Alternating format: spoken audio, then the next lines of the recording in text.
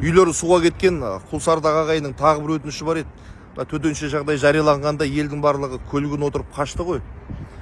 Бірнеше рет тұрғындарды эвакуациялау үшін рейс жасағандар бар. Енді жылдамдыққа қарайтын жағдай емес. Сол сергекке түскен айыппұлдар бірінен соң бірі келіп жатыр. Осына тиісті органдарға, облыс әкімдігіне жеткізуімізді сұраған. Айтайын дегені, 1 сәуірден бастап Құлсары бойынша сол сергекке түскен айыппұлдарыңыздың барлығы кешірілетін болды. Төлемей қойсаңыздар болады. Атыраумен жаңа ғана сөйлестім. Деректер базасын қазір тазартып жатыр.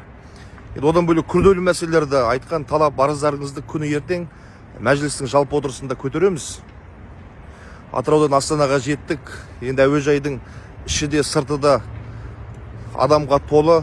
Қаланы су басама деген елде алаңдаушылық, дүрбелең паника бар. Осыған байланысында әуе рейстерінің саны да көбейіп жатыр. Көлік министрлігі бағаны 40 мың теңгеден асырмау жөнінде нұсқаулық берген. Жаңа кіріп тағы қарадым, 40 мың теңге деп тұр. Бірақ түнде кіріп бір қарағанымда 100 мыңның ар жақ бер жағындағы билеттер болды бағасы.